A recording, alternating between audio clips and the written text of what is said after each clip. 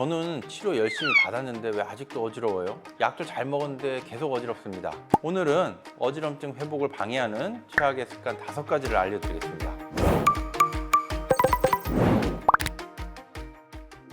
안녕하세요. 기코목은 닥터 찬찬 송찬일 원장입니다. 이 어지럼증 치료를 받으셨는데 자꾸 재발하는 분들, 치료를 해도 잘 안 낫는다고 느끼시는 분들 계시죠? 진료실에서 환자분들께 이런 말씀을 많이 듣습니다. 저는 치료 열심히 받았는데 왜 아직도 어지러워요? 약도 잘 먹었는데 계속 어지럽습니다. 그러면 이제 제가 여쭤봅니다. 혹시 뭐 커피 같은 거 많이 드시나요? 아니면 요즘 잠은 잘 주무세요? 그러면 그게 좀 일이 바빠서 요즘 스트레스를 많이 받아서요. 뭐 이렇게 대답하시는 분들이 종종 계시거든요. 이 어지럼증은 치료만큼 생활 습관도 상당히 중요합니다. 아무리 좋은 치료를 받아도 일상에서 회복을 방해하는 습관이 있으면 치료 효과가 확 떨어지게 됩니다. 오늘은 어지럼증 회복을 방해하는 최악의 습관 5가지를 알려드리겠습니다. 이것들만 피해도 회복 속도가 훨씬 빨라질 겁니다. 첫째, 어지럼 약을 너무 오래 먹는 습관입니다. 이게 좀 의아하실 수도 있어요. 약을 먹으라고 해서 먹었는데 그게 안 좋다고요? 예, 맞습니다. 이 급성기에 어지럼증이 심할 때는 전정 억제제나 진정제가 필요합니다. 속도 메스껍고 구토도 나고 이럴 때는 당연히 약으로 이제 증상을 좀 잡아야죠. 근데 문제는 급성기가 지났는데도 계속 약에 의존하게 되는 경우입니다.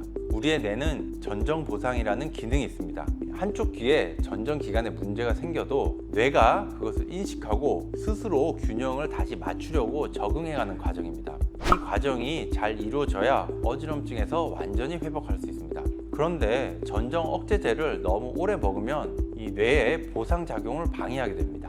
약이 뇌를 계속 억누르고 있으니까 뇌가 스스로 적응할 수 있는 기회를 이제 놓치게 되는 겁니다. 실제로 필요 이상으로 오래 진정제를 투여하면 어지럼증이 오히려 더 오래 이어진다는 연구 결과도 있습니다.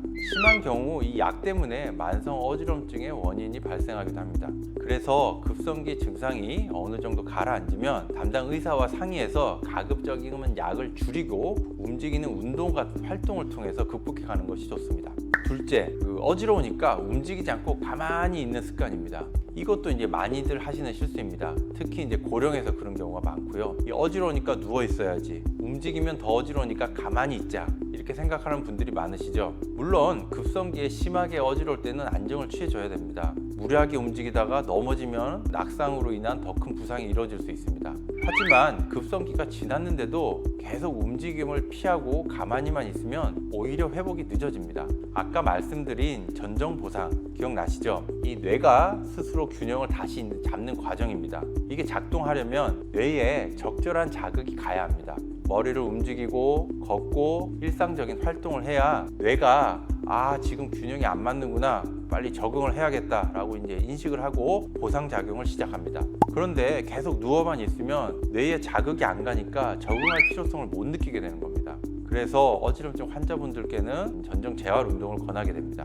일부러 약간씩 어지러운 동작에 노출시켜서 뇌의 보상 기능을 이끌어내는 원리입니다. 길지 않게 10분, 20분 정도씩이라도 짧게라도 자주 움직여 주시면 회복에 큰 도움이 됩니다. 급성 증상이 어느 정도 가라앉으면 조금 어지럽더라도 일상 활동을 조금씩 시작하십시오. 처음에는 걷고 그 다음에는 계단을 오르내리고 이렇게 단계적으로 활동량을 늘려가는 게 빠른 회복의 핵심입니다. 세 번째, 이 커피를 많이 드시는 습관입니다. 사실 저도 커피를 좋아하는데요. 하루에 한두 잔 정도는 괜찮습니다. 근데 문제는 하루에 5잔, 6잔 많이 드시는 분들이 종종 계시죠. 이 카페인은 중추신경계를 자극하는 물질입니다. 적당량은 각성 효과가 있어서 일의 효율을 높이지만 과하게 되면 어지럼증을 도리어 유발하거나 악화시킬 수 있습니다. 카페인이 어지럼증에 좋지 않은 이유가 몇 가지 있는데요. 일단 이뇨작용을 일으킵니다. 카페인을 많이 섭취하면 소변을 자주 보게 되면서 체내에 수분이 빠져나가요. 탈수가 되면 이 귀 안에 있는 림프의 균형에도 영향을 줄 수가 있거든요. 또 둘째는 혈관의 수축작용입니다. 카페인은 혈관을 수축시키는데 이게 귀로 가는 혈류에 영향을 줄 수가 있습니다. 세 번째는 자율신경계를 자극한다는 겁니다. 이 심박수가 올라가고 가슴이 두근거리면서 이 불안감이 약간 생기게 되면 어지럼증이 더 심하게 느낄 수가 있습니다. 특히 메니르병 환자분들은 카페인 섭취를 확실히 줄이시는 게 좋습니다. 있습니다. 넷째는 음식을 짜게 먹는 습관입니다. 우리나라 사람들이 나트륨 섭취량이 높다고 다들 알고 계시잖아요. 그런데 이 짠 음식이 어지럼증의 회복을 좀 방해합니다. 예를 들어 메니에르병 같은 분들은요, 뇌에 있는 뇌림프액의 부적절한 조절이 질환을 발생시키는 기전과 관련이 있습니다. 그런데 나트륨의 과다 섭취는 이 체내에 있는 수분 조절에 영향을 주어서 이러한 어지럼증 증상을 악화시킬 수가 있습니다. 실제로 저염식을 약물 치료와 병행하면 메니에르병의 증상이 개선된다는 보고들도 여러 개가 보고되고 있습니다. 다섯 번째, 수면 부족과 과로입니다. 이건 직장인들이 특히 주의하셔야겠죠. 야근하고 잠을 못 자고 스트레스 받고 이런 생활이 어지럼증의 회복을 확 늦추게 됩니다. 최근 연구에 따르면 만성 어지럼증은 짧은 수면, 특히 5시간 이내의 수면과 연관이 있다고 합니다. 또한 스트레스와 우울감도 어지럼증 발생의 가능성을 많이 높이는 것으로 알려져 있습니다. 왜 그럴까요? 수면 중에 우리 몸은 손상된 세포들을 회복시키고 자율신경계의 균형을 맞춰줍니다. 잠을 충분히 못 자면 이 회복 과정이 제대로 이루어지지가 않습니다. 이 전정기관도 마찬가지입니다. 또 스트레스는 호르몬 변화를 일으키고 체내의 염분 축적이나 혈류 변화로 이어지면서 어지럼증 증상을 유발시키거나 기존에 있던 어지럼증을 더 악화시킬 수가 있습니다. 어지럼증을 회복시키기 위해서는 최소 6시간에서 7시간 이상의 수면 시간을 확보하시고 과로를 피하시는 게 좋습니다. 자, 오늘 말씀드린 내용을 정리해 드리겠습니다. 어지럼증의 회복을 방해하는 최악의 습관 5가지입니다. 첫째, 어지럼증 약을 급성기 이후에도 너무 오랫동안 복용하는 것. 이 뇌의 전정 보상 기능을 방해합니다. 둘째, 어지럽다고 해서 움직이지 않고 가만히 있는 것. 이 급성기가 지나면 오히려 적극적으로 활동을 하셔야 빨리 낫습니다. 셋째, 카페인의 과다 섭취입니다.